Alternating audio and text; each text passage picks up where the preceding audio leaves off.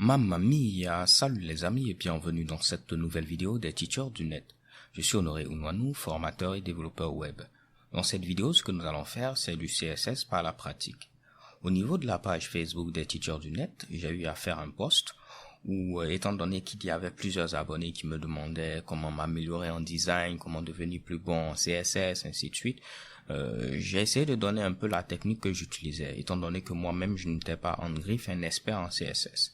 Ce que je fais très souvent pour m'améliorer, je me rends au niveau de différents sites web, et si pendant ma visite, je trouve un site web que je trouve assez cool, je le note quelque part, et durant le week-end, j'essaie tout simplement de reproduire ce site web-là d'un point de vue front-end, ok? Donc principalement la partie HTML, CSS, et s'il y a un peu de JavaScript avec des sliders, ainsi de suite, ok?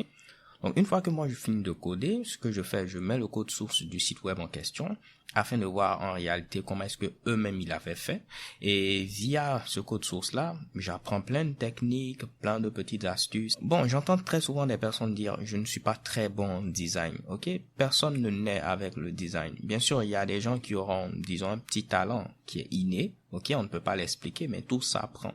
Donc au fur et à mesure que vous allez pratiquer, vous allez voir que vous allez acquérir des techniques, et ces petites techniques-là vont faire de vous un meilleur développeur web, ok? Donc à ce niveau-là, le site qu'on va essayer de reproduire, c'est celui-là, React Europe. Principalement, je l'avais visité et je l'avais trouvé assez joli et j'ai décidé de le reprendre. Après l'avoir repris, on obtient ce résultat-là, ok? Donc c'est ce que moi j'ai eu à faire. Principalement ici, lorsqu'on survolait, il n'y avait aucun effet. J'ai trouvé ça assez bizarre. Donc j'ai rajouté ce petit effet que vous voyez à ce niveau-là. Et de même, lorsqu'on survole ce lien-là, j'ai mis quelque chose de blanc. J'ai changé un peu la police parce que je me suis dit qu'avec cette police-là, on allait avoir quelque chose de beaucoup plus intéressant visuellement.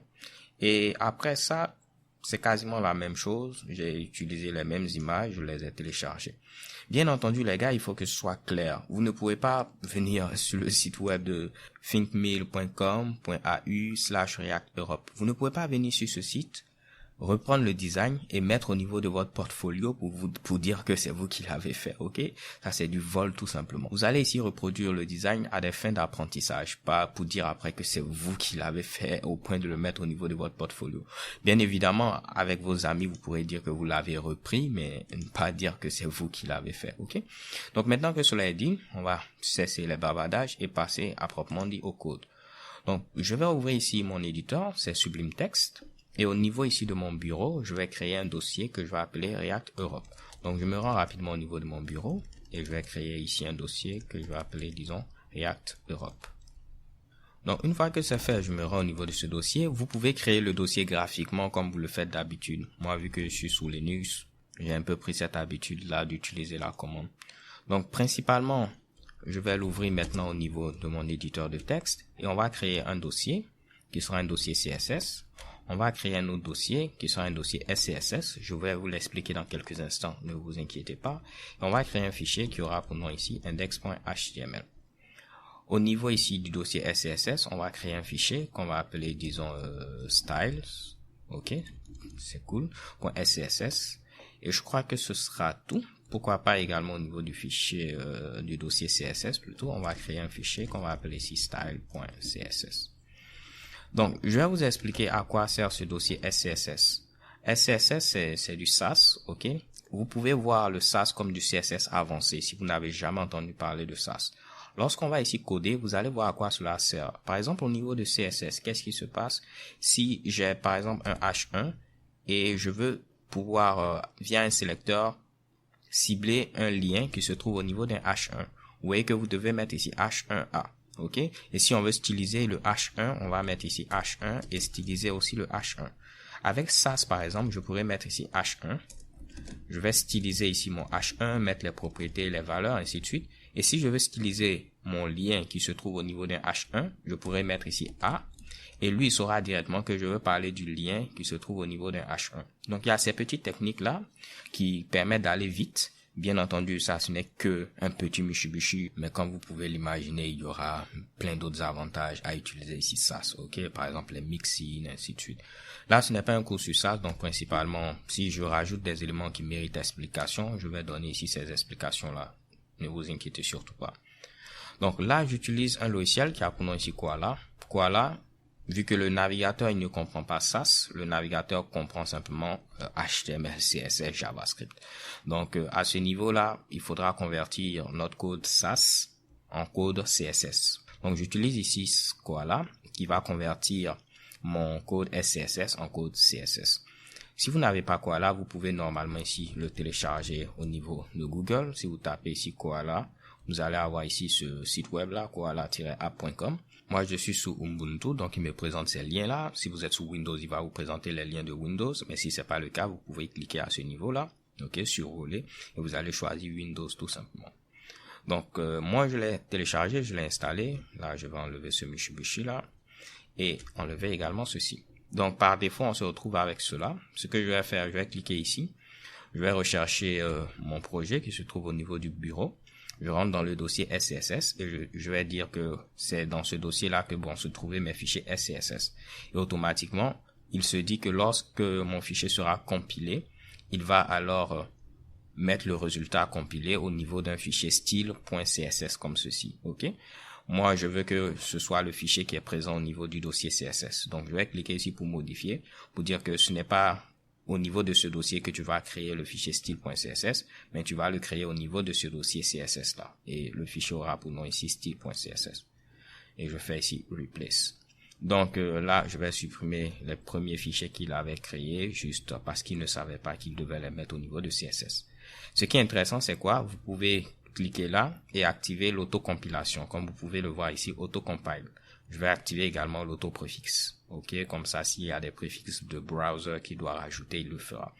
Et où c'est intéressant avec l'autocompilation, si je viens à ce niveau-là, je mets par exemple un petit code CSS, je vais dire au niveau ici du body, on va mettre comme couleur le rouge.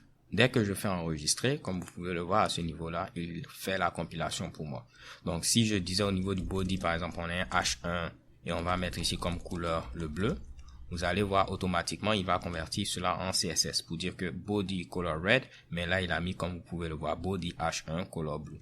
Et moi je n'ai pas eu à me fatiguer à ce niveau-là. Ok?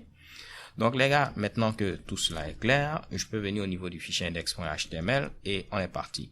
Pour les vidéos ultérieures, parce que je compte faire beaucoup de vidéos de ce genre CSS par la pratique, je ne vais pas réexpliquer ce Mitsubishi là. Je vais vous dire tout simplement de regarder cette vidéo. Donc là, ici, au niveau de Sublime Text, on a la possibilité de mettre ici point d'exclamation, tabulation, et automatiquement Sublime Text, il va mettre ce code de départ là pour vous. Ok? À ce niveau-là, on va modifier le titre. Je vais prendre le titre qui est présent au niveau de leur plateforme. À ce niveau, c'est quoi? C'est React Show Bag by ThinkMill. Donc, on va faire pareil. Ce sera ici React Show Bag by ThinkMill. Ok. On va ici mettre une balise link afin de lier notre fichier CSS à mon document HTML. Donc, je dis tout simplement, va dans le dossier CSS et tu vas trouver un fichier style.css. Et là, ce que j'aime faire au départ, c'est dès le départ vérifier que tout fonctionne, que mon fichier CSS est bien relié à mon fichier HTML. Donc, au niveau ici de style.css, je vais mettre ici comme couleur de fond le rouge. Donc, je vais mettre ici background color red. Et si tout fonctionne, normalement, lorsque je vais ouvrir ce fichier au niveau de mon navigateur, je vais voir ici une couleur de fond rouge. Et chez Kebam, tout fonctionne. Donc là, je suis sûr que tous mes fichiers sont bien liés et que je peux maintenant écrire mon code. J'ai enlevé ici, il a recompilé et tout continue de fonctionner. Parfait. Donc là, comme vous pouvez le voir, moi j'ai utilisé une autre police qui n'est pas la même police que celle qui a eu à être utilisée au niveau de leur plateforme. Cette police là pour nom Proxima Nova. Ce que j'ai fait, j'ai créé un compte au niveau ici de Typekit. Donc Typekit, c'est un service qui vous propose un ensemble de polices, ok, que vous pouvez ici utiliser sur votre site web par exemple. Donc à ce niveau-là, il y a des polices qui sont gratuites, mais elles ne le sont pas toutes. Donc il y aura certaines polices pour lesquelles il faudra débourser de l'argent. Mais c'est vraiment pas cher, je crois que c'est $49 pour un an l'abonnement et vous avez droit à plein de polices. Donc moi j'ai un compte à ce niveau-là. La police que j'ai eu à utiliser au niveau de la plateforme a pour nom Proxima Nova. Donc vous créez ce que on appelle un kit et au niveau de ce kit là vous pouvez mettre un ensemble de polices. Donc moi j'ai créé par exemple un kit React Europe et au niveau de ce kit là j'ai mis la police Proxima Nova. Ok, c'est vraiment très simple. Ce que vous faites ici, vous recherchez votre police Proxima Nova Une fois que vous trouvez votre police,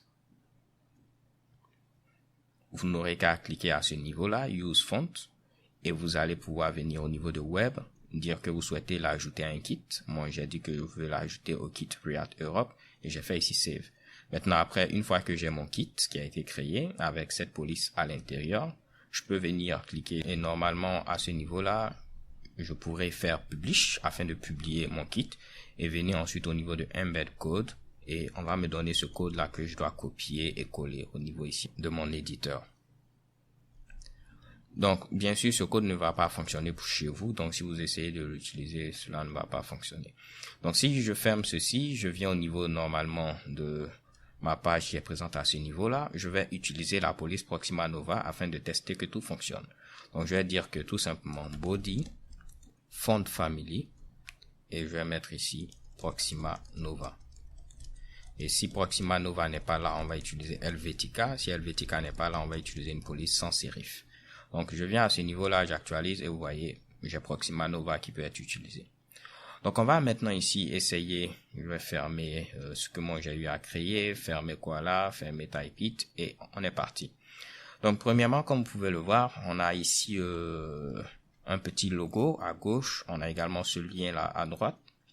Et toute cette section, moi je la considère comme une bannière, ok? Et au niveau de cette bannière-là, vous avez le header qui est présent tout juste en haut. Et vous avez à ce niveau-là une partie centrale qu'on appelle très souvent Jumbotron ou encore Hero ou d'autres l'appellent Intro, ainsi de suite, ok? Donc là c'est le header, là c'est la partie ici Intro. À ce niveau-là, c'est une autre section, c'est une section qui présente l'ensemble des outils qui sont utilisés, donc on pourra l'appeler ici Tools. Et là, c'est une autre section qui présente tout simplement l'équipe qui est derrière l'outil qui est proposé via cette plateforme-là, ok? Et vous voyez les membres de l'équipe et après on a un footer. Donc, principalement, c'est très simple. Vous avez une section banner, une section tools et une section team, ok? Donc, on va maintenant ici commencer. Ce que je vais faire, c'est utiliser Normalize. Normalement, au niveau ici de chaque navigateur, vous allez avoir ici des stylisations qui sont là par défaut. Moi, je ne veux pas de stylisation qui vont différer de navigateur en navigateur par défaut. Je veux que tous les navigateurs partent sur la même stylisation. Et c'est ce que Normalize permet de faire à ce niveau-là, ok? Vous voyez ici, Make Browser Render All Elements More Consistently. Donc, permet de faire en sorte que les navigateurs puissent rendre les éléments de manière consistante, ok? Donc, je vais le charger depuis le CDN. Donc, je clique sur ce lien-là afin de ne pas avoir à le télécharger. Mais si vous connaissez des outils comme Bower ou NPM, vous pouvez les utiliser. Donc, je clique sur Copie. Je vais venir à ce niveau-là. Bien avant mon fichier style.css, je vais charger ici Normalize. Et checker bon. Je vais également avoir besoin de quelques icônes à ce niveau-là. Et pour ce faire, comme vous voyez, il y a une icône ici, une icône ici, une icône ici. Je vais utiliser un service qui a pour nom Font Ensemble. Ok, j'espère que je prononce bien. Donc, c'est celui qui est présent à ce niveau-là. Et si je clique sur icône, vous allez voir que vous avez plein d'icônes. Donc, je vais mettre ici Font Ensemble et je vais le charger également depuis le CDN pour ne pas avoir à le télécharger. Je clique sur ce premier lien-là et je peux copier ici le code HTML directement que je vais venir coller tout juste en bas. Ok? Donc là, je vais essayer de mettre des commentaires afin que tout soit clair à ce niveau-là. Donc là, c'est Font Ensemble. Là, à ce niveau, c'est Normalize.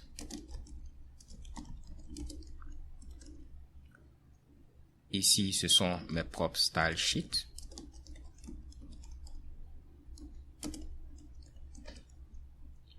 Et là, ce sont les police type kits.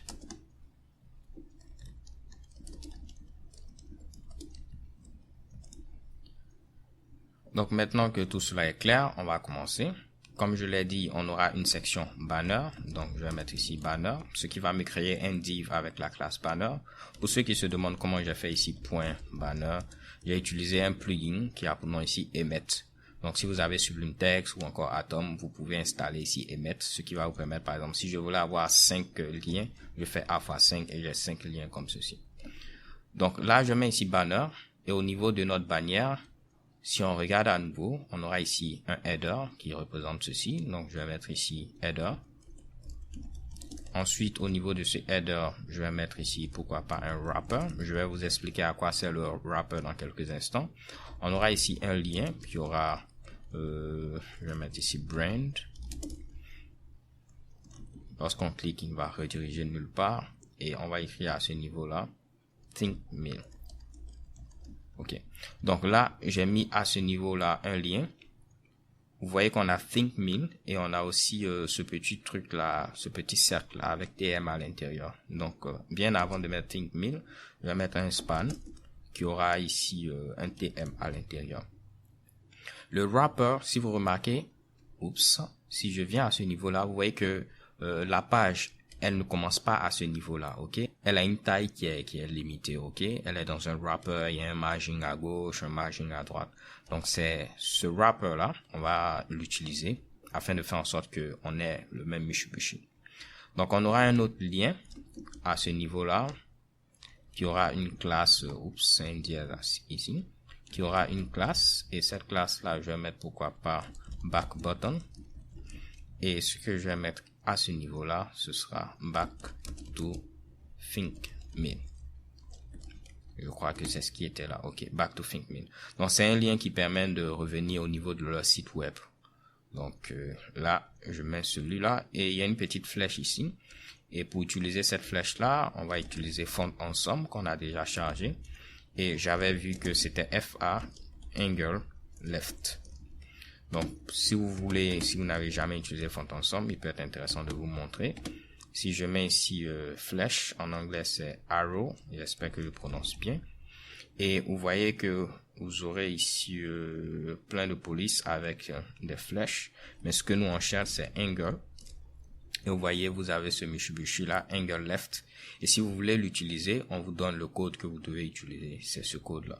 Principalement, c'est une balise I et la classe, ce sera ici FA angle left, comme j'ai eu à le faire. Vous pouvez même rajouter ceci là pour être compatible ARIA si vous le souhaitez.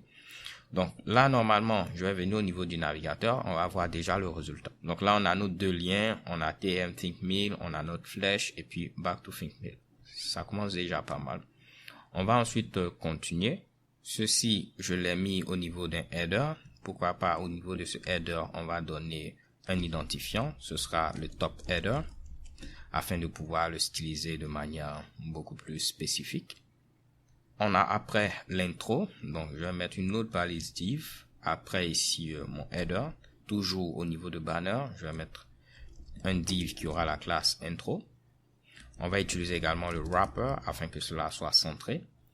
Donc, on aurait pu mettre le wrapper bien avant, mais je préfère le mettre ici. Qu'est-ce qu'on a premièrement? On a une image et on a ce titre-là, React Showbag. Donc, on va mettre l'image. Je vais mettre ici comme source image / React Europe logo.svg. Et ce que je vais faire, c'est quoi? Je vais télécharger ce logo-là. Je vais faire Save Image As. Je viens ensuite au niveau de mon bureau, React Europe. Je vais créer un dossier image. Et au niveau de ce dossier, je vais sauvegarder React Europe logo.svg. OK?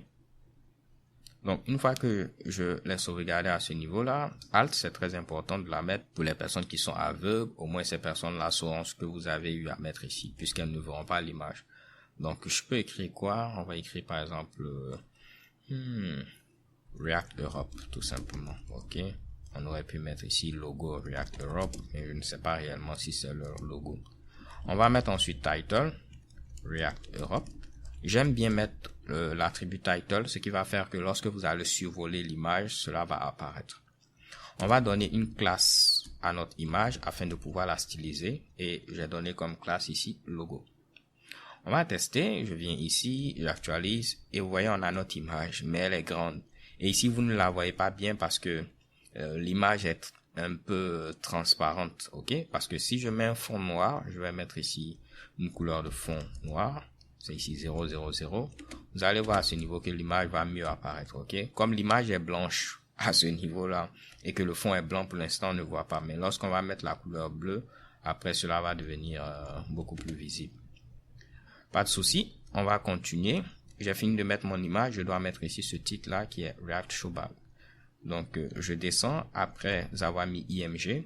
Je vais mettre un H1 parce que c'est mon titre principal. Je vais mettre ici show bag. Qu'est-ce que j'ai ensuite? J'ai ce petit truc là qui va représenter un paragraphe.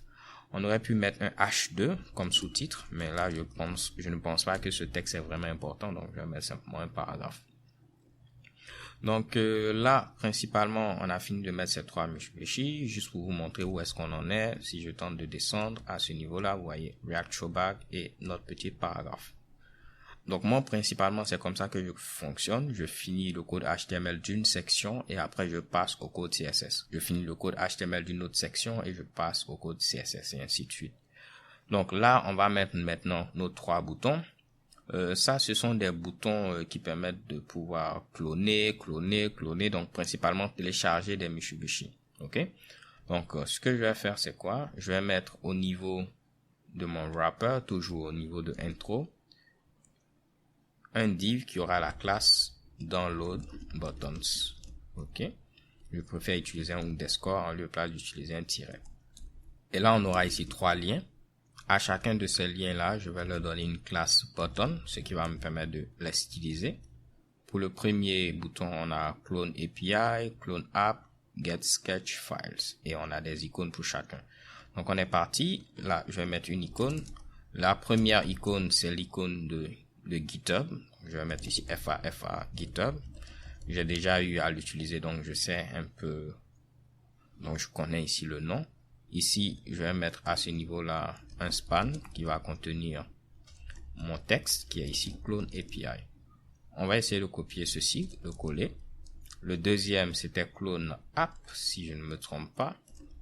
Et le dernier, c'est à ce niveau-là, get sketch files. Et je mets ici get. On va tester ceci au niveau du navigateur. Je vais tenter d'actualiser. Je descends un tout petit peu. Et vous voyez, on a l'icône de GitHub, clone API. Maintenant, pour celui-là, c'est pas l'icône de GitHub, mais ce sera l'icône d'un diamond, donc un diamant. Donc, à ce niveau-là, le nom c'est diamond. Je viens ici, j'actualise ma page. Et vous voyez, on a le diamond. Les icônes qui sont présentes ici, comme vous pouvez le voir, elles sont un peu plus grandes. Ok. Donc, au niveau de fond ensemble, vous avez la possibilité de doubler, par exemple, la taille. Ok. Donc là, je mets ici FA2X, c'est-à-dire je veux la doubler. Si vous mettez ici 3X, comme vous l'imaginez, tripler la taille, et ainsi de suite. Donc là, je prends FA2X que je mets ici, ce qui va me permettre d'avoir des icônes qui seront un peu plus grandes. Et si je descends normalement à ce niveau-là, vous voyez le résultat. On va continuer les gars, on a presque fini cette première section. On a ce texte-là qu'on doit rajouter. Donc ce que je vais faire, c'est quoi? Où est-ce que je peux le mettre? Parce que là, j'ai mes boutons qui sont là. Ce texte-là, il vient tout juste après. Et là, principalement, ce qui est là est en rapport avec les applications mobiles. Vous voyez télécharger sur App Store, télécharger sur Google Play, et également une image pour les différentes applications. Donc, on va créer ici un autre bloc div qui aura la classe Mobile Apps comme application mobile. Et je vais mettre un paragraphe qui va contenir le texte qu'on vient de copier. Ensuite, on aura deux images. Donc, ce seront ces images-là. Je vais essayer plutôt de voir le nom de ces images. C'est ici, à ce niveau-là, App Store Badge. Donc, l'autre, ce sera probablement Play Store Badge et Play Store Badge. OK? Donc, là, pas de souci. Ce que je vais faire maintenant, c'est mettre mes deux images. Je vais leur donner également la classe Button. Pour le href, je vais mettre un dièse. Et là, ce sera une image. On va rentrer dans le dossier image. Et on aura ici appstore-badge.png. Pour le alt, on va mettre ici download iOS application. J'espère que c'est comme ça on écrit iOS, n'est-ce pas? On va vérifier iOS. Ok, j'ai un iPhone les gars, mais je ne sais pas comment on écrit iOS. Ok, c'est parfait. iOS app. On va mettre application. Là également, je vais rajouter un title, comme ça au survol de l'image, on va avoir aussi download iOS application. Je vais simplement copier ceci et faire de même pour Play Store. Donc là, ce sera Play Store Badge et là, ce sera download Android Application. Il me faut télécharger ces deux images. Donc, je vais faire un clic droit, je vais faire Save As. Je l'enregistre ici. Je vais enregistrer également cette image-là et je vais la mettre aussi là. Et pourquoi pas, on va enregistrer en même temps cette dernière image-là et la mettre là. Donc, si je viens ici, je tente d'actualiser. On va avoir ici nos deux images. C'est le même problème, c'est écrit en blanc, ok? C'est pourquoi on ne voit pas. Donc, si je remets ce truc-là en noir et je tente d'actualiser, normalement, vous allez voir ici, Download on the App Store, Get it on Google Play. Et on doit mettre maintenant cette image-là et on pourra styliser cette première section. Donc, cette image, le nom c'était quoi? Le nom c'était device.png. Parfait. Donc, je vais la mettre tout juste en bas à ce niveau-là. Je vais mettre un paragraphe. Je vais mettre une balise IMG. Pour la source, ce sera le dossier image et device.png. Et pour le alt, on va mettre mobile applications preview. Parce que c'est comme une prévisualisation de ce à quoi ressemble leur application mobile. Et on va faire la même chose pour le title, ce sera Mobile Applications, ici Preview. Parfait. Et là, si j'ai besoin de la styliser peut-être, parce que vous voyez qu'il y a une stylisation qui est un peu différente, l'image descend tout juste après un peu la section afin d'avoir quelque chose de beaucoup plus joli visuellement. Donc on va lui donner une classe qui sera ici Apps, disons Preview. On va essayer de voir le résultat final. Oups, je vais remettre ceci à ce niveau-là. Le résultat final de notre section banner. Échec et bam. Donc les gars, commençons maintenant la stylisation. On va commencer par le top header qui est présent ici. Donc, je vais enlever tout ce qui est au niveau de mon fichier style.css. Ce que je fais premièrement, je crée des variables. Parce qu'avec SAS, vous avez la possibilité de créer des variables. Et là, je mets ici mes polices. Si j'ai une police qui est la police principale, je la mets au niveau d'une variable qui appelons ici primary font. Et là, la police principale, dans mon cas, c'est Proxima Nova. Ok? Ce qui va faire que si j'utilise cette même police à plusieurs endroits, lorsque je vais vouloir la changer, je vais la changer seulement ici. Automatiquement, le changement aura lieu partout. Ok? Si j'avais une autre police, principalement, je mets ici secondary font, third font, et ainsi de suite. Je vais enlever l'espace qui est présent ici. Après, ce que je mets, ce sont les différentes couleurs que nous allons ici utiliser. Ok? Donc là, je vais laisser pour l'instant parce que je ne sais pas quelle couleur on va utiliser. Je fais ensuite un petit reset avec le box sizing border box. Je vais vous l'expliquer dans quelques instants. Donc, je vais mettre ici box sizing et je mets ici border box. En grosso modo, cela fait en sorte que lorsque vous donnez une largeur, ok, si vous incluez des bordures et tout cela sera compris dans la largeur. Donc, vous n'aurez pas ici à vous-même penser à ceci pour recalculer. Donc là, j'ai tapé cela sur Google, ok, afin de vous montrer. Mais là, on vous dit que cela permet de spécifier que pour les éléments div, ils doivent avoir ici le padding, la bordure qui est inclus au niveau ici, la largeur de la hauteur totale de votre élément, ok. Si vous n'avez rien compris, moi, je vous invite tout simplement à mettre ceci, ok, au tout début. Comme ça, vous n'aurez pas à vous fatiguer. Parce que si vous dites que vous avez une largeur de 300 pixels, et vous mettez ici une bordure que ce soit à gauche, à droite, en haut, en bas, de 1 pixel, vu que vous avez une bordure à gauche de 1 pixel et une bordure à droite de 1 pixel, ça fait maintenant ici 2 pixels. Et votre largeur maintenant va devenir à ce niveau-là 302 pixels. Alors que si vous mettez ceci, ce qu'il va faire, c'est quoi? Votre largeur maintenant va être 298 et il va prendre les 1 pixel qui sont à gauche, les 1 pixel qui sont à droite et maintenant c'est 300. Donc il inclut tout ceci dans la largeur totale. Pareil si on parlait ici de la hauteur. Maintenant que cela est fait, je crée ensuite des classes helper et principalement j'ai une classe qui est clearFix et cette classe là, si vous avez des floats par exemple que vous souhaitez ici couper, vous pouvez utiliser cette classe clearFix.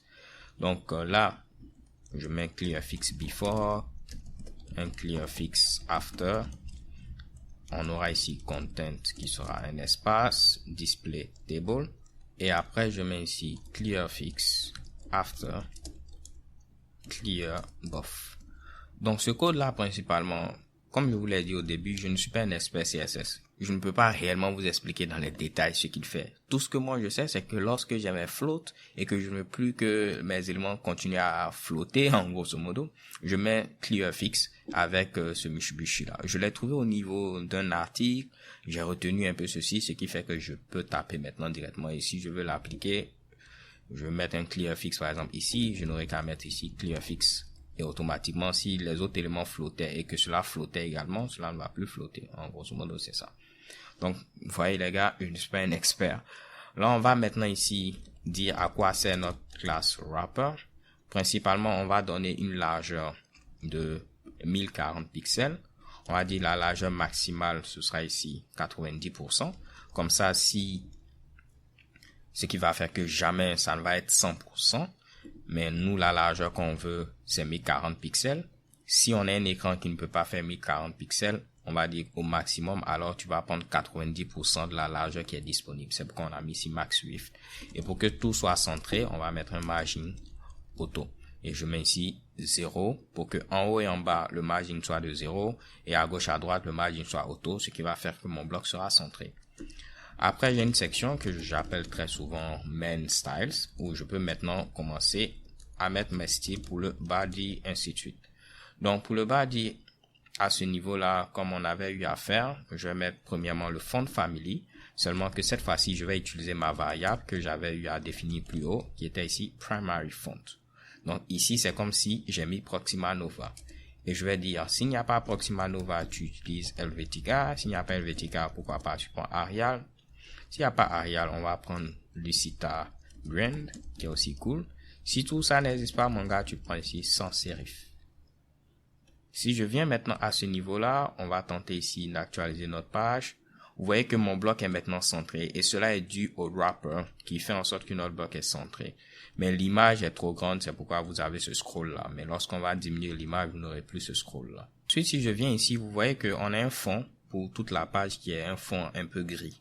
Moi, j'ai utilisé à ce niveau-là un outil qui a pour nom GPIC. Si vous êtes sous Windows, vous pouvez utiliser un outil qui a pour nom la boîte à couleurs, ok?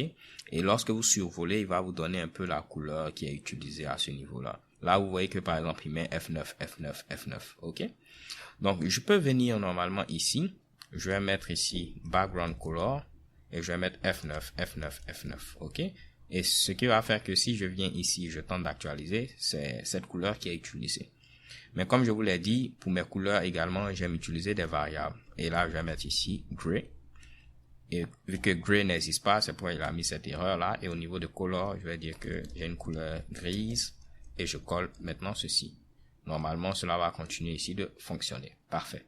On peut maintenant styliser notre bannière. Je sais que vous êtes prêts les gars. Donc là, je vais mettre ici banner. Et on va styliser ici notre bannière. Premièrement, je vais voir si je lui avais donné une classe à notre bannière. Oui, c'était banner. Donc, je vais mettre ici point banner et on va maintenant la styliser. Si on vient à ce niveau-là, vous allez remarquer que la couleur qui est donnée à notre bannière, c'est une couleur qui change. Au début, elle est claire, après elle devient un peu sombre et à la fin, elle est très très très sombre. Ok? Donc, ce que j'ai fait, c'est quoi? J'ai eu à prendre premièrement cette couleur, après la couleur qui est au milieu, et après la couleur qui est à la fin. Oups, qu'est-ce que j'ai fait? Après, j'ai eu à prendre la couleur qui est présente à la fin. Ok? Et j'ai créé 3 variables avec ces couleurs-là. Donc, je vais mettre ici background color 1. Et je vais rajouter au début banner. Donc, banner, je vais mettre ici background. Donc, je vais mettre BG color 1. Et la couleur, ce sera la couleur que j'ai eu à pimper. Comme je vous l'ai dit, j'ai déjà eu à récupérer cette couleur. Donc, ce que je vais faire, je vais mettre directement le code hexadécimal. Et c'est ici 0D8D99. J'ai installé un plugin qui me permet ici visuellement, lorsque j'ai une couleur, de voir à quoi elle ressemble. Donc là, je peux voir que c'est bel et bien cette couleur-là. Et là, ce sera BG2 et là, BG3. Pour la deuxième couleur, c'est 0D799. C'est pas O, mais 0. Et pour la troisième couleur, c'est ici 0D5B99. Donc maintenant que j'ai ces 3 couleurs, je peux les utiliser au niveau de mon banner. Premièrement, on va donner une couleur par défaut qui sera présente. Et après, je vais utiliser un linear gradient pour faire en sorte que cette couleur puisse changer au fur et à mesure, comme vous l'avez vu. Donc, je vais mettre par défaut la couleur que tu vas utiliser, c'est banner BG color 1.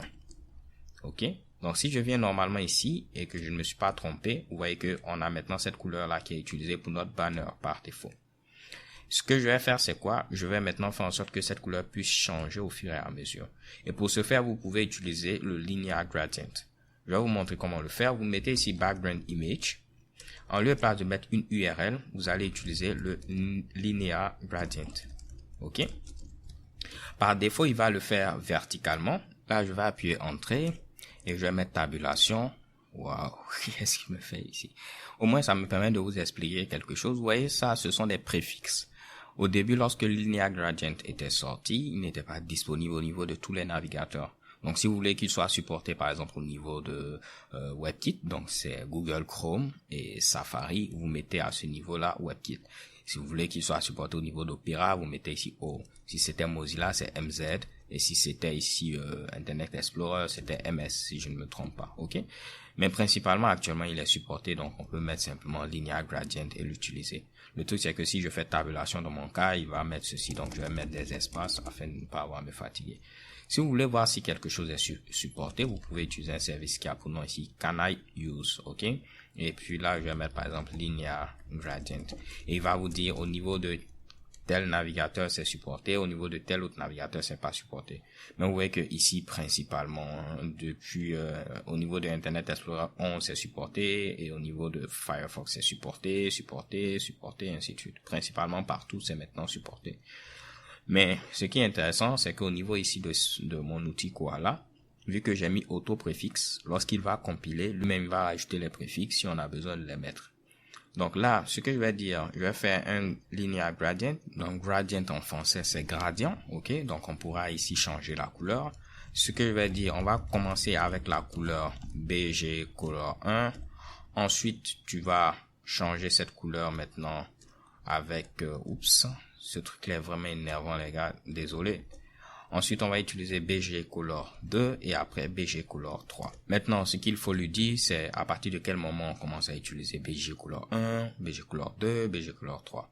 Donc, BG Color 1, si je ne mets rien par défaut, il se dit qu'on commence au début. Donc, c'est comme si j'ai mis 0%. Et maintenant, je vais voir ici l'autre couleur, elle commence à quel niveau. Donc, si on se dit ici c'est 0 et ici c'est 100%. Donc, la couleur 2, elle commence approximativement après le milieu, donc disons 50-60% comme ceci. Et vous pouvez mettre une couleur, un pourcentage, après aller vérifier si cela fonctionne.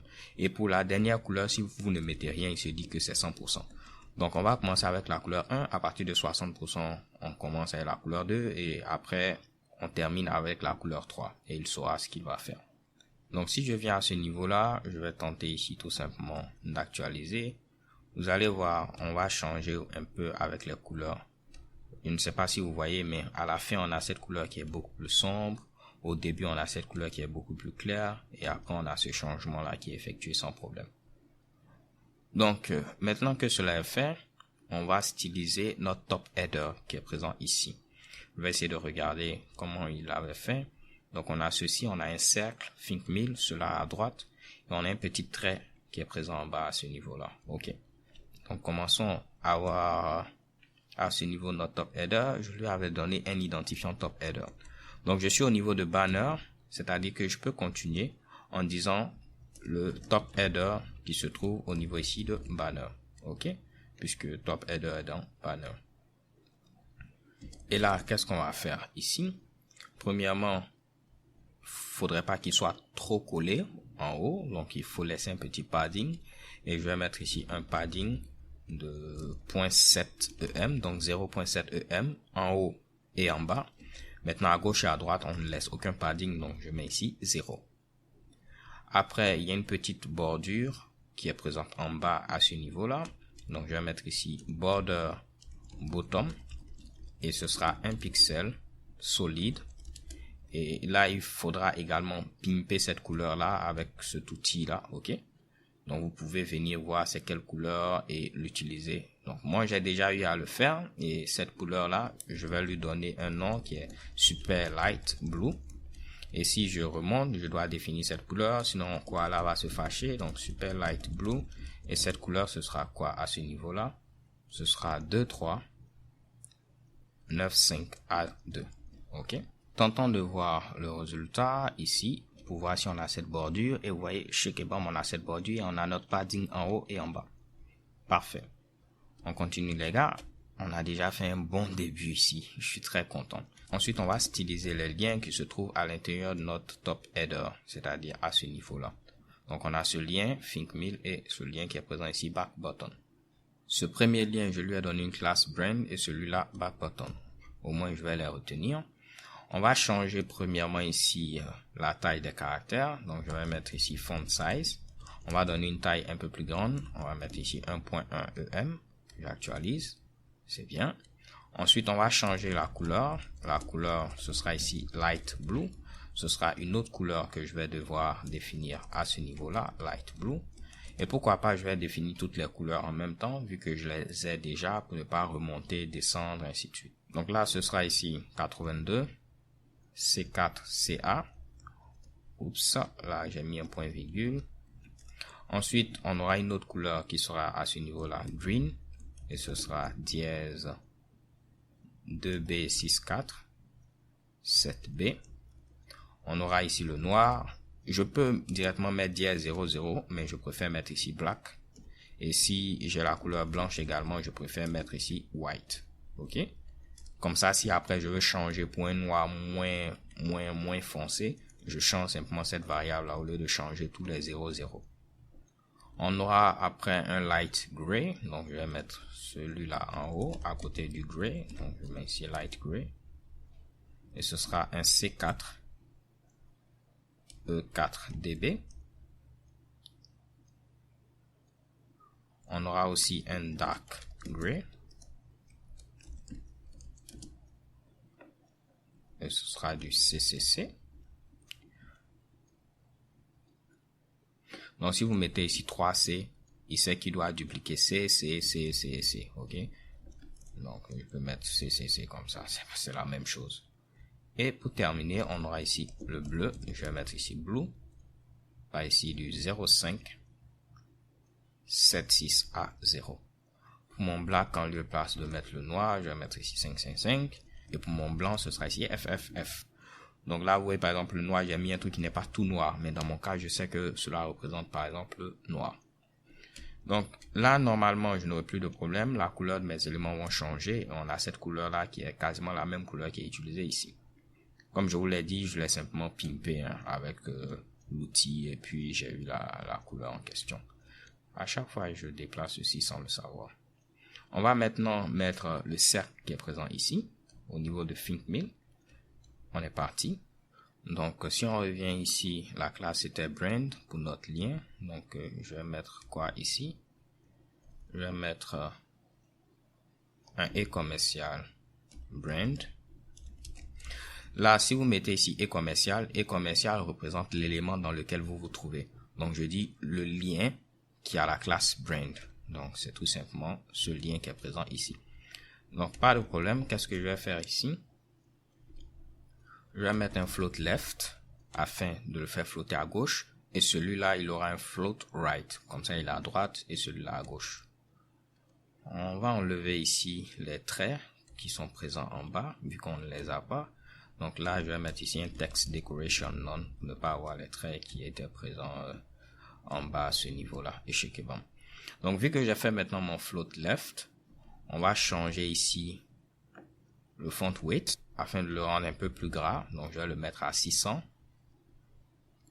Et pour le span qui sera à l'intérieur, donc le span, si vous regardez, c'est celui-là qui a le TM. Donc, on va le styliser pour mettre un cercle autour, ainsi de suite. Donc, je vais faire border 2 pixels solide et comme couleur, on va utiliser le light blue, qui est la même couleur qui a été utilisée à ce niveau-là. Ensuite, voyons cela au niveau du navigateur. On aura maintenant une bordure. On va faire en sorte que cela soit arrondi. Donc pour ce faire, on va utiliser un border radius et ce sera 100%, comme ça ce sera arrondi. On va voir à quoi ça ressemble, pas mal. Maintenant on va mettre un petit padding afin que on ait un peu d'air, un peu d'espace. Vu que c'est un span, ce n'est pas un élément de type bloc. Donc je vais le transformer d'abord en élément de type bloc en mettant inline block. Il va rester un élément de type inline, mais on pourra modifier par exemple le padding, le margin, la largeur, ainsi de suite. Donc je vais lui donner une largeur de 46, une hauteur de 46 pixels, comme ça il sera comme un carré, ce qui va faire que nos modifications seront plus faciles. Je vais changer son font weight pour le mettre disons à 300, donc il sera moins foncé que celui-là, lui sera moins foncé que l'autre. Donc je mets font weight 300, je vais faire un text align center et voyons voir déjà à quoi cela ressemble. Ok, maintenant il me faut le faire descendre un tout petit peu, comme vous pouvez le voir. Donc là je vais modifier le line 8, donc je vais mettre un line 8 à 46 pixels. On va voir à quoi cela ressemble. Je vais donner un petit margin right afin que celui-là ne soit pas collé. Donc un margin right de 3 EM. Donc je vais faire margin right, pourquoi pas 3 EM, ça sera beaucoup je crois, on va juste voir, oh c'est trop. Donc on va prendre pourquoi pas 0.3 EM et normalement vous voyez que c'est moins collé à ce niveau-là. Le font weight 300, je trouve ça trop petit, on va le mettre à 400 par exemple et voir ce que cela donne. C'est pas mal. Celui-là, on va le faire flotter à droite. Donc, on est parti. Lui, il a comme classe back button. Donc, je vais descendre. Je vais fermer ce brand là. Et je vais dire maintenant l'élément qui a la classe back button. Lui, on va faire un float right. Oups. Float right. Comme ceci. Voyons voir à quoi il ressemble. Maintenant, il est à droite, mais vous voyez notre trait maintenant penché, tout est penché, ainsi de suite. Mais ne vous inquiétez pas, on va le faire descendre un peu. Donc, je vais donner un margin top, disons 0.3 EM. Je vais voir à quoi cela ressemble. C'est trop petit, donc on va dire, disons 2 EM. Un peu trop, donc on va mettre 1.4 ou 1.3. Ok, là, ce n'est pas vraiment ça, donc on va mettre ici 1 EM et je vais voir normalement ça va faire l'affaire. Donc là, c'est pas mal, ok. Donc pour que celui-là puisse descendre à ce niveau-là, on va utiliser notre classe magique que je vous avais montré. C'était ici ClearFix, ok. Et vous allez voir, normalement, Shakebomb, il vient maintenant en bas, puisqu'il va arrêter de faire en sorte que tout flotte et normalement celui-là pourra descendre. Donc là maintenant principalement on a fini. Ce qu'il faut faire c'est lorsqu'on le survole, il faudra ici changer la couleur. Ok, donc je vais dire que lorsqu'on survole ceci, la couleur ce sera le blanc. Quand on va survoler également ceci, la couleur ce sera ici le blanc. Donc très simplement ce que je vais faire c'est venir ici. Je vais dire que lorsque on va survoler notre lien qui est présent ici, la couleur, oups, ce sera ici le blanc. Color white. Et si je viens ici, j'actualise le blanc et ici le blanc. Donc là, c'est exactement ce que je voulais. La couleur de mon texte devient maintenant le blanc et la bordure reste telle quelle. Maintenant, on va rajouter un petit effet. C'est cet effet qui est ici, ok, comme vous pouvez le voir au survol. Donc, je vais rajouter cet effet là. Ce sera très simple. Je vais appliquer ici le transform. Donc, je vais mettre ici. Lorsqu'on va le survoler, on va faire une petite transformation et on va faire un scale de 1.1, 1.1. Donc, le scale va permettre tout simplement d'augmenter un peu la largeur, la hauteur, en grosso modo, de 1.1. Et vous voyez, on a ce scale là. Maintenant, là, c'est un peu trop rapide. Donc, ce que je vais faire, je vais modifier ici la transition. Donc, je mets ici transition. Je vais dire que pour ma propriété transform, ok, si tu dois la faire, tu la fais en 0.5 secondes et le style qu'on va utiliser c'est easing out.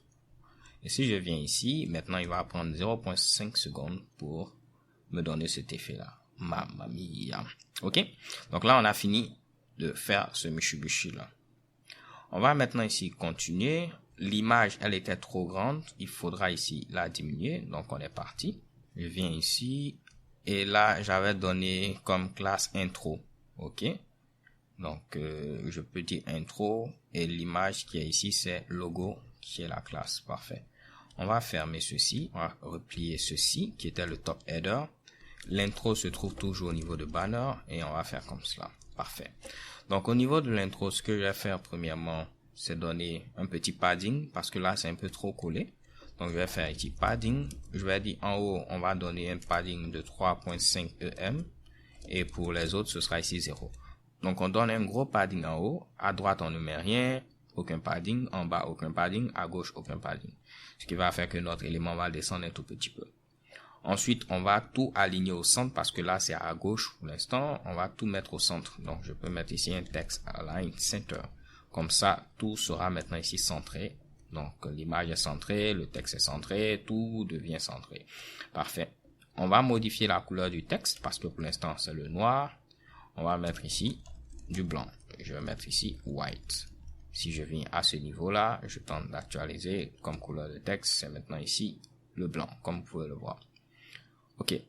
Donc là, on va diminuer un peu le logo là parce que la taille, elle est un peu trop grande. Donc, je vais dire l'élément point logo qui se trouve au niveau de l'intro parce que je lui avais donné une classe logo. La largeur, ce sera 70 pixels, à hauteur 70 pixels.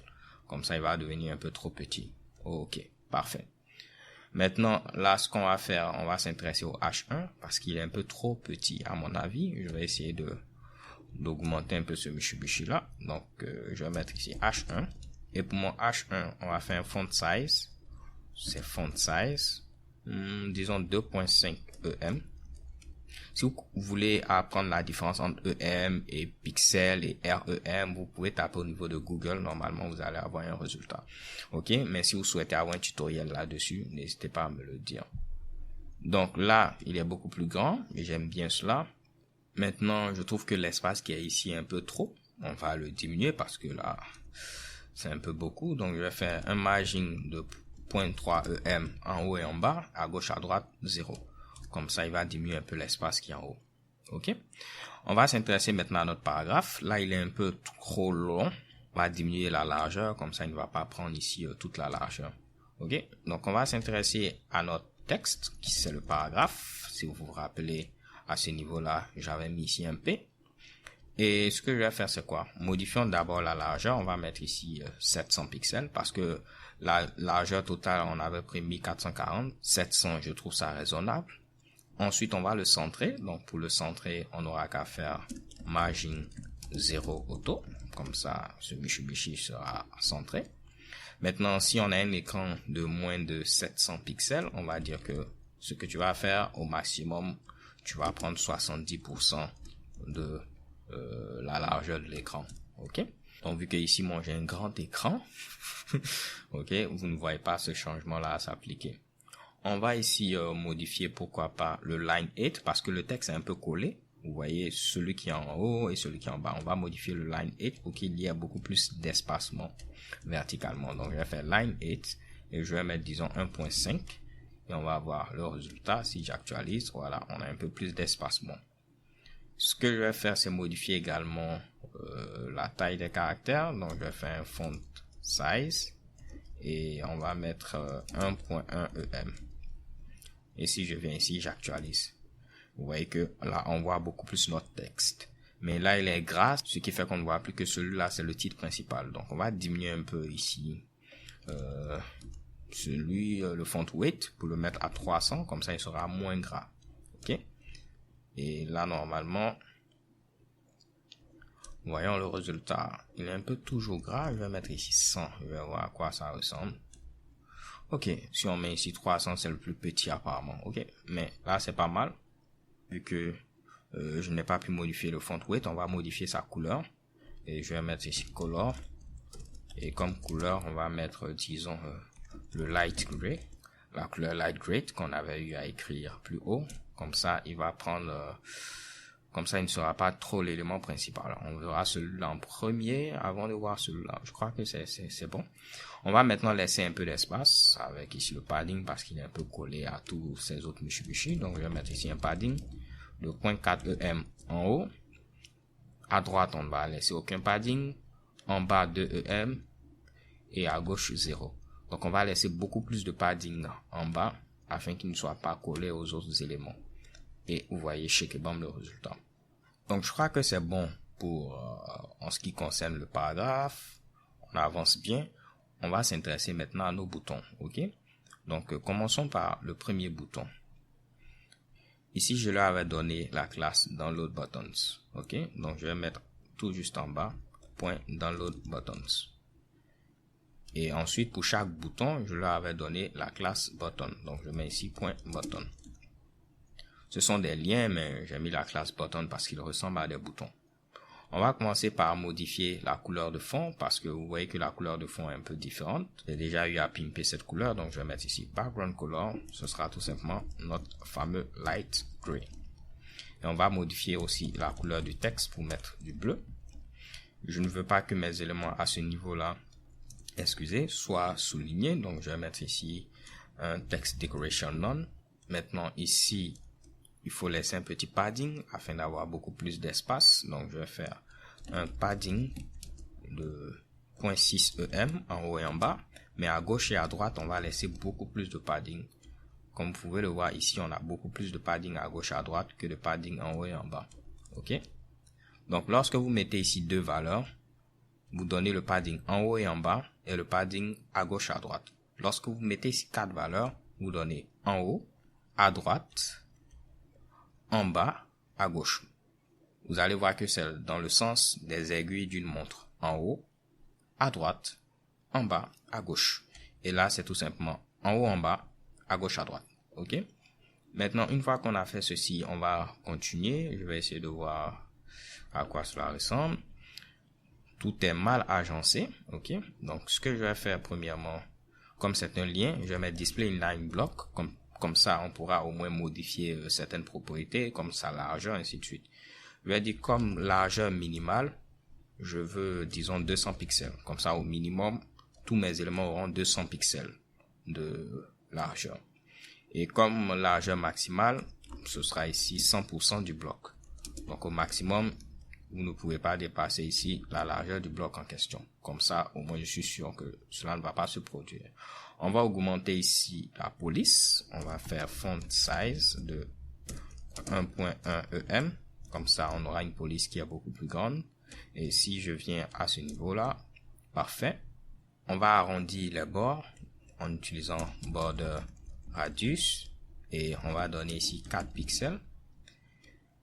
Je vais essayer de voir à quoi cela ressemble. Parfait, 4 pixels. Et après, je vais laisser beaucoup plus d'espace à droite. Donc, je vais faire un petit margin right de, disons, 1.3 EM. Et si je viens ici, j'actualise. Voilà, on a beaucoup plus d'espace à droite pour chacun de mes éléments. On va s'intéresser maintenant aux icônes. Ce sont des éléments I, comme vous pouvez le voir ici, I et ainsi de suite.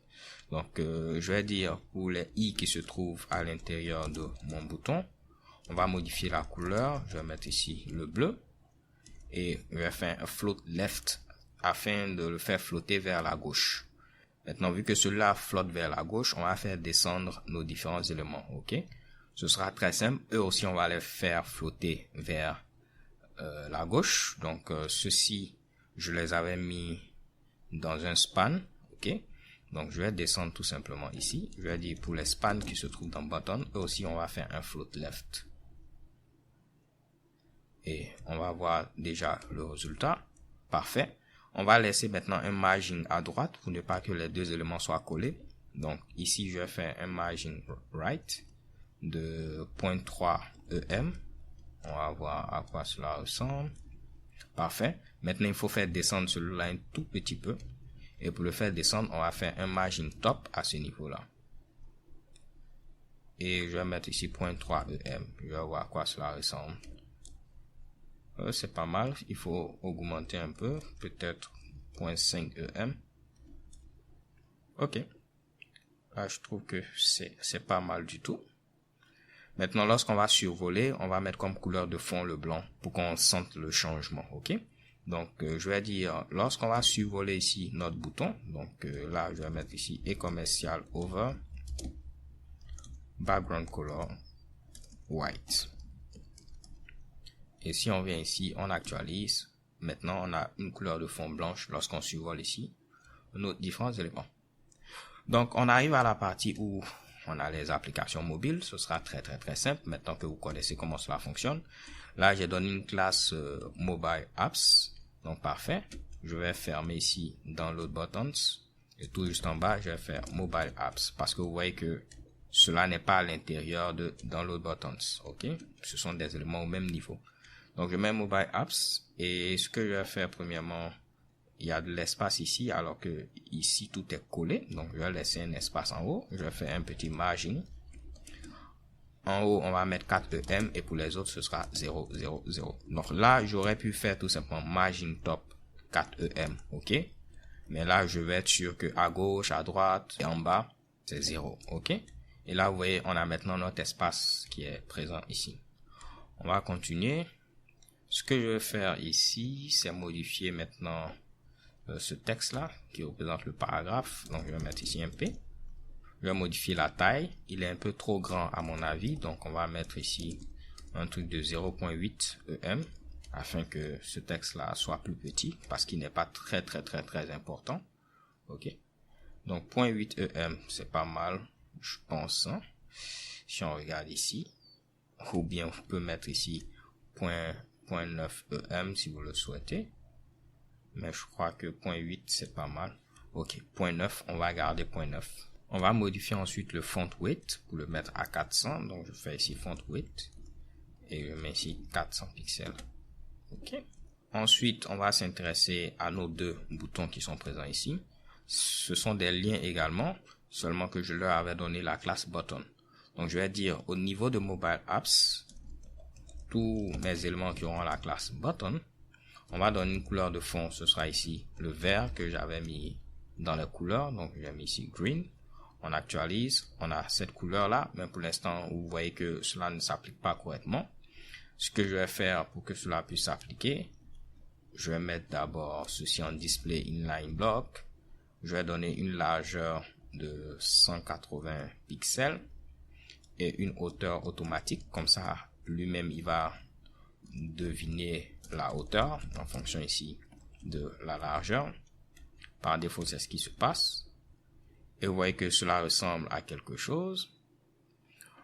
On va mettre un text decoration none pour qu'il n'y ait pas d'éléments qui soient soulignés. Étant donné que c'est un lien, pour l'instant on ne voit pas cela, mais c'est bon de le mettre à none, comme ça on n'aura pas de surprise. Là, ce que je vais essayer de faire, les images sont trop grandes. Je vais dire que au niveau de mon button, les images qui se trouvent là-bas, comme largeur, ce sera 100%.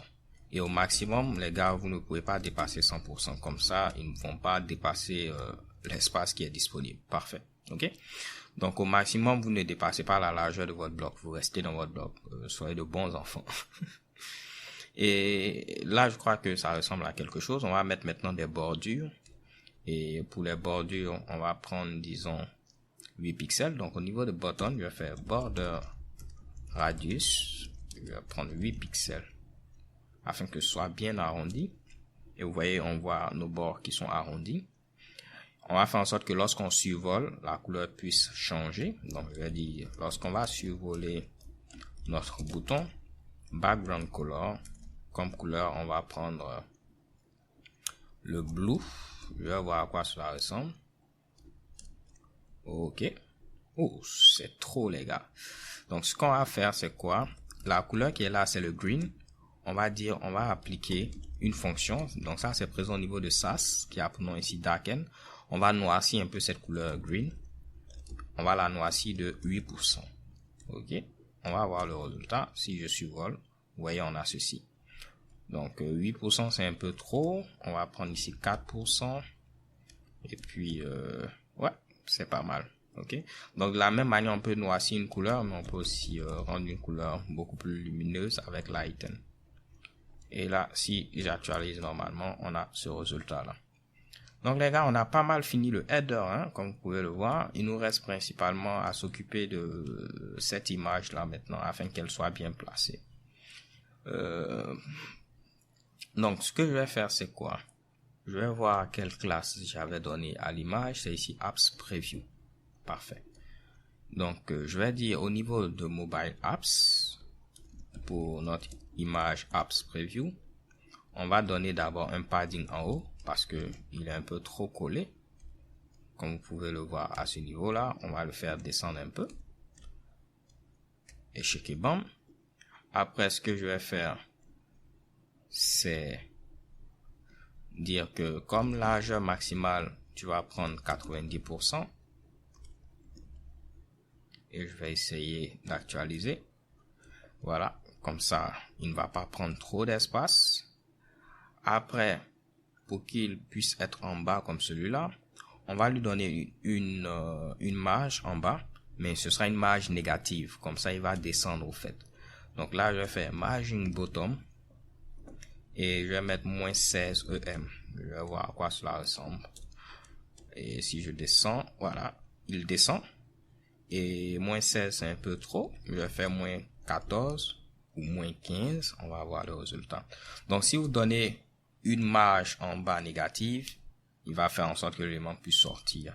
Et voilà, on a ce résultat-là comme on l'avait au niveau de leur truc.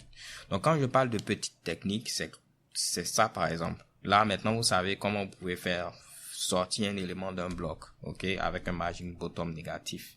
Vous avez vu également qu'on peut transformer un élément inline en élément de type bloc avec display inline block, ainsi de suite. Avec le float également, on peut faire flotter des éléments, après donner des marges.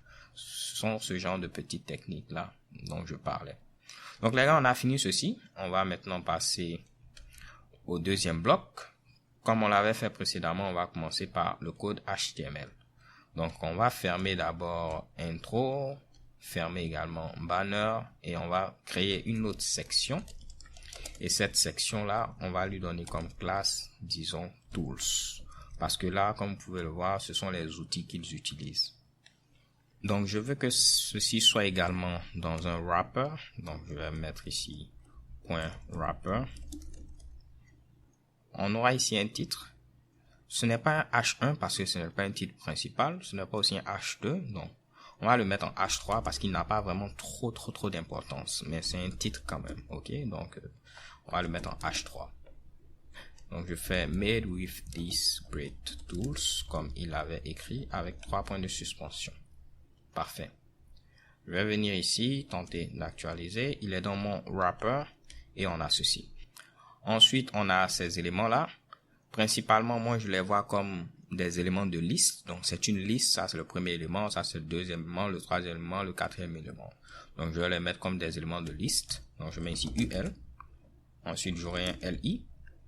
Au niveau de ce LI, vu que ces éléments-là, on pourra cliquer là-dessus. Donc, j'aurai un lien qui sera avec ici un href. Ensuite, on a quoi? On a une image, un titre et puis une petite description. Donc, je vais mettre ici une image, un titre. Donc, je vais mettre un H4 parce qu'il devient de moins en moins important. Donc, on a Touchstone.js qui représente ce titre-là. Après, React.js, Keystone, Cordova. Donc, je vais faire pour un et pour le reste, je vais dupliquer pour ne pas que vous puissiez ici, pour ne pas vous laisser perdre votre temps. OK? Donc, pour le alt, je vais mettre ici Touchstone.js. Pour la source, on va mettre ici image et on va télécharger l'image tout à l'heure. C'est touchstone.js.png. Et on va rajouter également un title pour qu'au survol, cela puisse apparaître. Donc, je ne vous ai pas montré le title, mais si je viens ici, je survole, par exemple, vous voyez que le title que vous donnez, il va apparaître au fait. Voilà. C'est pourquoi j'aime mettre ici le title. Vous voyez, ici on a un title, ici aussi on a un title. Donc, parfait. Il va nous falloir mettre maintenant la description. Et la description, c'était quoi ici? Si on revient rapidement. React.js Power UI Framework. Oups. Donc, je vais mettre ici React.js Powered UI Framework. OK. Donc, si je viens ici, vous allez voir qu'on aura notre élément de liste qui va apparaître comme ceci. L'image n'apparaît pas parce qu'on ne l'a pas téléchargé. Donc, on va télécharger cette image-là. On va télécharger en même temps les autres images. Comme ça, je n'aurai plus à revenir. Donc, c'est React.js le nom. Ici, le nom, ce sera keystone.js.png. Et là, le nom, ce sera Cordova .png, si je ne me trompe pas. Parfait. Donc, j'ai téléchargé toutes ces images-là. Tout ce que j'aurai à faire, c'est maintenant, ici, si j'actualise, l'image va apparaître normalement. Parfait. Et je vais dupliquer ceci pour les autres. Donc, je mets 2, 3, 4. Et là, je vais remplacer rapidement par React.js. Donc, les gars, j'ai fini de dupliquer le code en question. Et si je viens normalement ici, j'actualise. Vous allez voir, on a maintenant nos 4 images avec le titre, ainsi de suite. Donc, principalement, on a fini pour cette section. Comme vous pouvez le voir, il faudra maintenant ici la styliser. C'est parti. On a donné une classe tools. Donc, je pourrais revenir ici. Je vais fermer banner. Et on va rajouter à ce niveau-là tools. Donc, je mets ici .tools. Et qu'est-ce qu'on va faire? Normalement, à ce niveau-là, on a notre H3 qui est présent ici, qu'on va styliser. Donc, je vais faire ici H3. Et par rapport à ce qu'on a, pour nous, il est un peu petit et il est encore en haut. Il faudra le faire descendre un peu. OK? On va changer d'abord la police en faisant ici font size. Je vais faire 2 EM afin qu'il devienne beaucoup plus grand.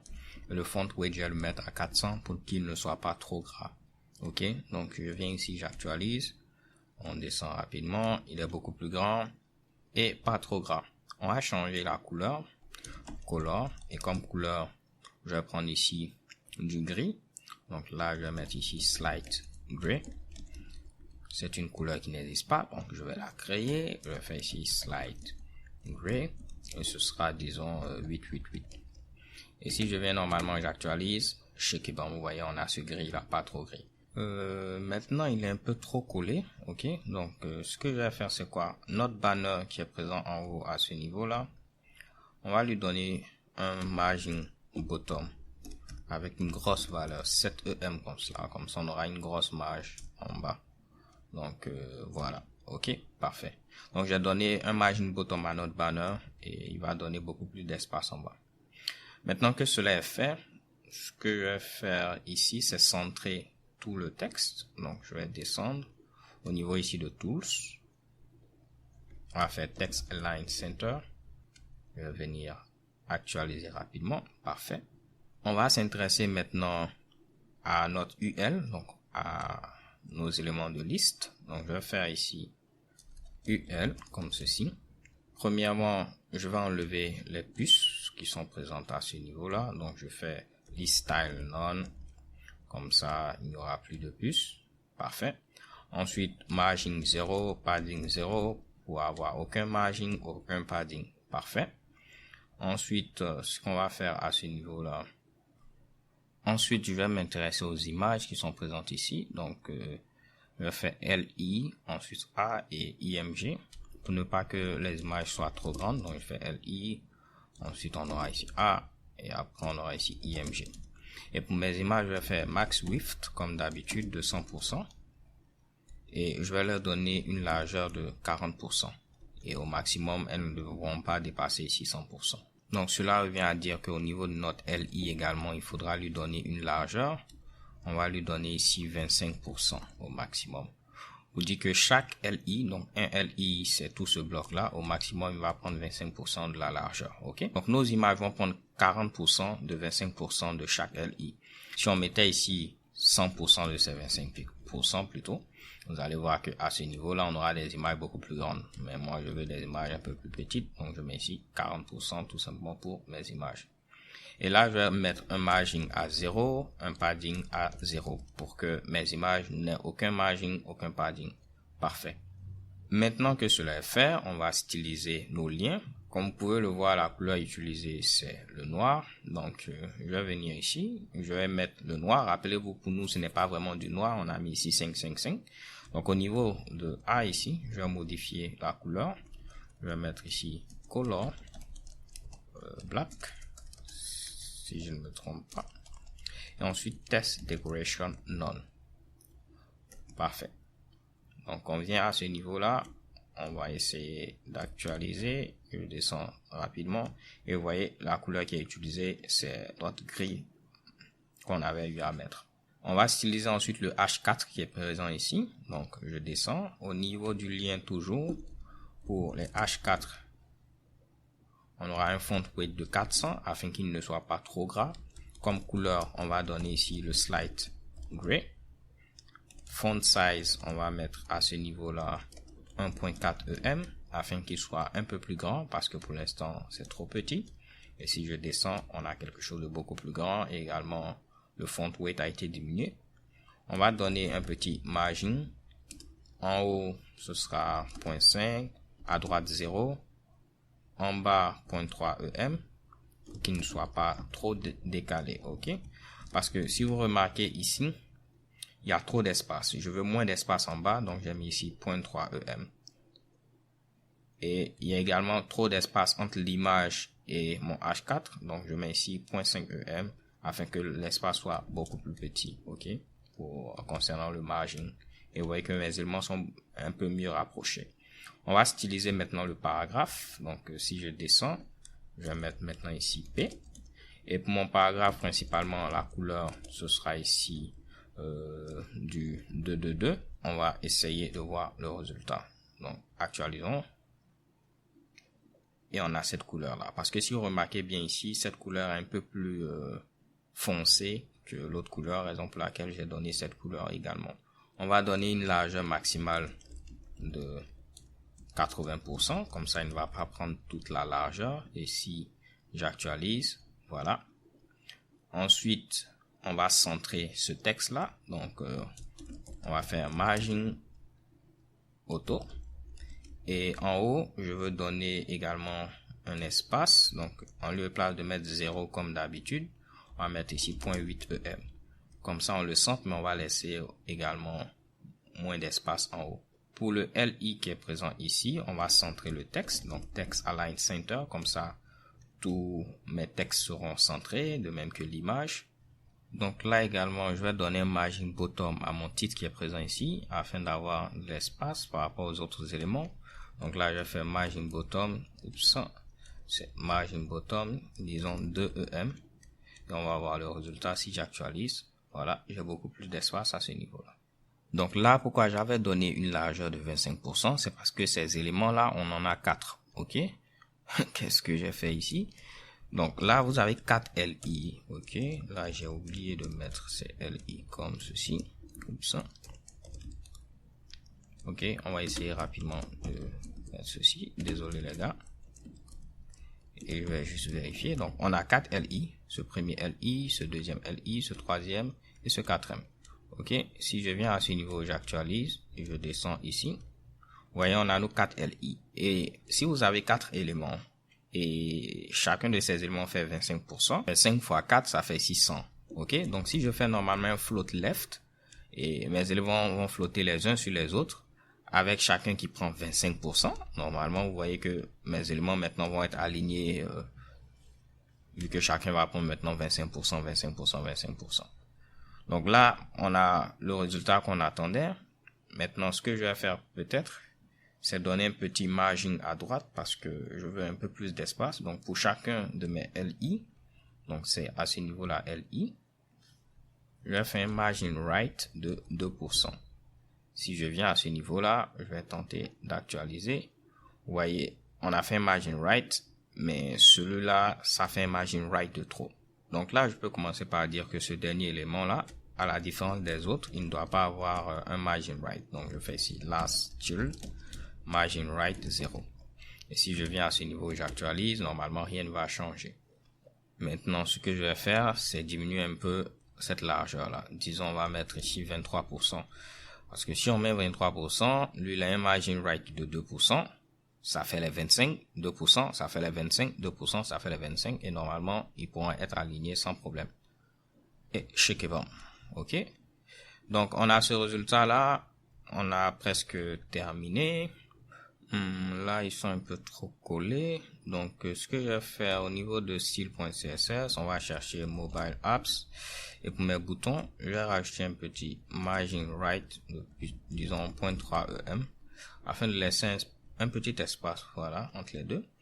Et également, pour le paragraphe, je vais modifier quelque chose à ce niveau-là. On va modifier le padding bottom parce que je pense que il y a un peu trop d'espace, donc on va diminuer ceci à 0.9 EM.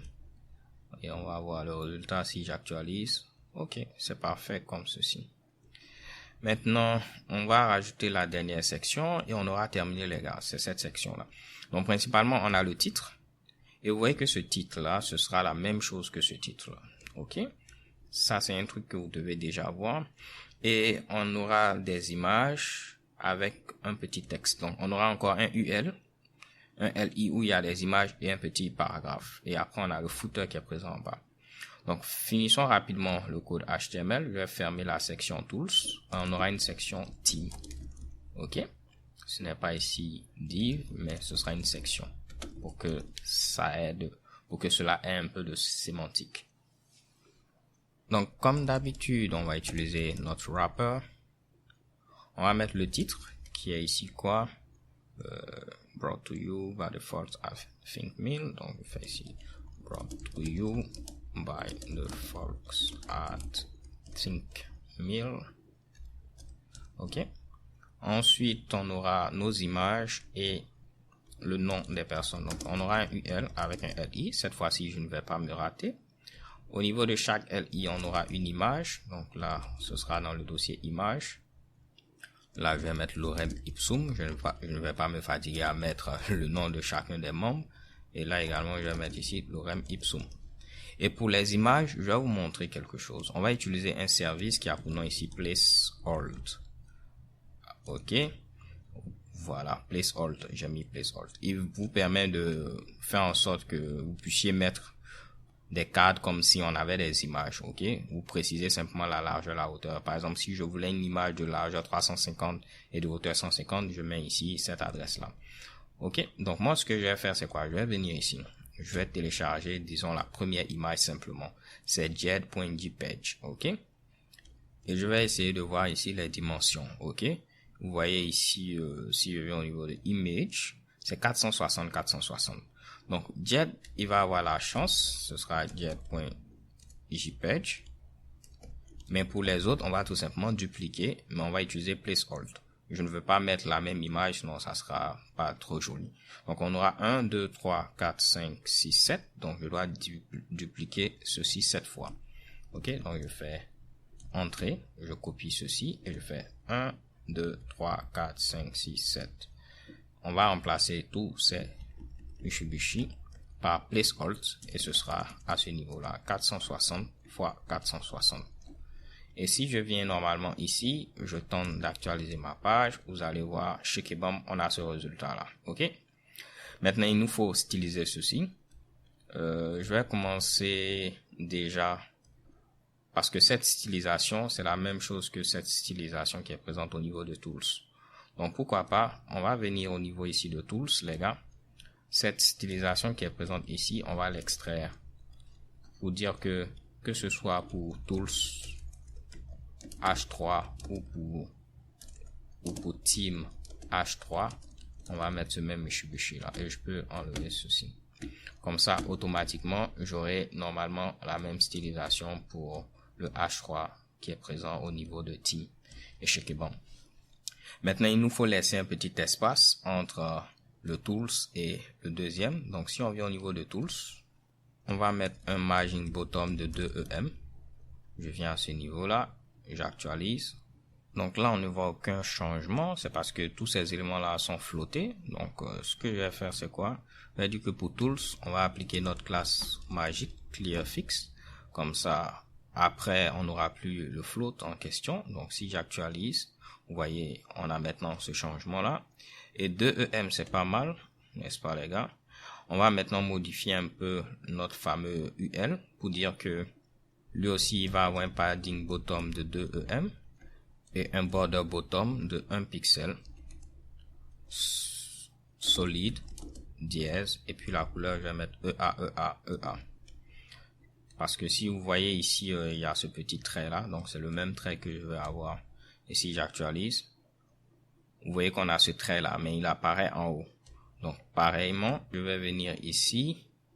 Pour mon UL, je vais rajouter une classe clearFix. Si je viens ici, j'actualise. Et vous voyez ce Mitsubishi. Et de même, pour que mon padding bottom puisse être appliqué, je vais rajouter également clear fix au niveau ici de ma section. Oups. Comme ça également, ceci va être appliqué. Parfait. Donc, vous voyez à quel point avec tous ces floats là, cette classe clearFix peut s'avérer utile. Donc là, je vais faire flotter mes éléments. Ça va aller vite parce que c'est quasiment la même chose qu'on avait eu à faire pour les tools. OK. Donc, je viens ici. Je vais descendre. Je vais mettre ici team. Et on aura ici .team. On va s'intéresser au UL. Premièrement, list style none. On va enlever également tous les margins et tous les paddings. Comme ça, les points qui apparaissaient, ils ne vont plus apparaître et on n'aura plus de margin, plus de padding. Et check it bon. Ensuite, ce que je fais, je vais m'intéresser au LI. On en a ici 8. Donc, si je fais 100 divisé par 8, ça fait 12.5. Parce que c'est 25% divisé par 2 dans ce cas-là. Si je fais 100 divisé par 8, 12.5. Parfait. Donc, je vais dire, pour chaque LI, on aura une largeur de 12.5%. Float left également. Text align center pour que mon texte soit aligné. Et si j'actualise normalement, vous allez voir à ce niveau-là, parfait. Cela fonctionne simplement qu'il faut donner une largeur maximale à nos images parce qu'elles sont trop grandes à ce niveau-là. Donc, je vais dire que pour les images qui sont dans mon LI, on va donner une largeur minimale. Donc, je vais faire min width de 100 pixels. OK. Donc, je fais min width 100 pixels, min height 100 pixels. Comme ça, ce seront des carrés en grosso modo. Et si on vient ici, on actualise. Normalement, chez Kibam, vous voyez que ça commence à ressembler à quelque chose. Il nous faut maintenant arrondir un peu les bords. Là, je vois que j'ai oublié de mettre le texte à ce niveau-là, qui représentait le nom de la personne. Donc, pour le premier, je vais au moins plutôt mettre son nom. C'était Jed Watson. Et ce sera la même chose qui sera au niveau, du alt et du lorem ipsum pour lui. Pour les autres, simplement, je vais dupliquer. Donc, je vais faire CTRL D. Je descends et je colle. En lieu place de Jed Watson, ce sera lorem ipsum. Et si je viens normalement, j'aurai mon paragraphe qui va apparaître tout juste en bas, comme vous pouvez le voir. On va arrondir un peu les bords de l'image, donc on va le faire avec border radius. Et si je descends, je vais mettre ici border radius et ce sera 100% pour que tout soit bien arrondi. Je viens ici, j'actualise et chez Kebam, voici le résultat. On va donner une petite ombre, pourquoi pas, j'aime bien les ombres, donc on va faire ici box shadow, 2 pixels en bas, et ce sera RGBA 000 qui représente le noir, et l'opacité, je mets ça à 0.1. Donc si je viens ici, j'actualise, au moins on aura une petite ombre, je ne sais pas si vous la voyez, mais si vous voulez mieux voir, si je modifie par exemple, pour mettre ici 9 pixels, vous allez voir, cela va mieux apparaître à ce niveau-là. Ou bien si on augmentait ceci pour mettre 100, on aura beaucoup plus de teneur et voilà le résultat. C'est parce que ma couleur n'est pas forte. Si je laissais ici le noir, vous allez voir que ouais, ça apparaît grandement. Mais là, je veux quelque chose de subtil. OK? Raison pour laquelle j'ai mis ici 0.1. Maintenant qu'on a fait ceci, pour nos paragraphes, on va diminuer un peu le texte parce que c'est un peu trop grand à mon avis. Donc, je vais faire un font size de 0.9 EM afin d'avoir un texte qui est beaucoup plus petit. Et normalement, chez Kebam, voici le résultat. Donc les gars, il nous reste la dernière partie qui représente ici notre footer. OK?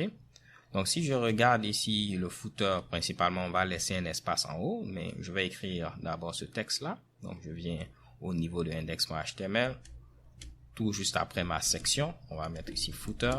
On va commencer par donner la classe clearFix pour ne pas avoir de belles surprises. Et ce sera un paragraphe qui va contenir ce texte qui est présent à ce niveau-là.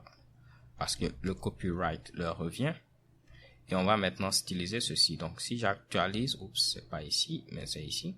Si j'actualise pour l'instant, il est là, mais rien d'intéressant. Donc on va commencer à ce niveau-là pour mettre footer. Vu qu'on n'a qu'un seul footer, je peux directement mettre footer. On va aligner le texte au centre. On va changer la couleur pour mettre ici Slide Gray.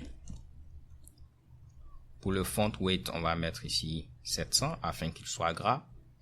Et on va laisser l'espace en haut beaucoup d'espace en haut, donc je vais mettre 5 EM, 0 à droite, 1 EM en bas pour que ce ne soit pas trop collé au bas, parce que vous voyez qu'on veut au moins de l'espace en bas.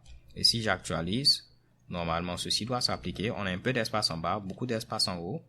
Notre texte est en gras, il est aligné au centre et cela représente bel et bien ce qu'on avait au début. Donc les gars, voilà un peu ce que j'avais tenu à vous montrer.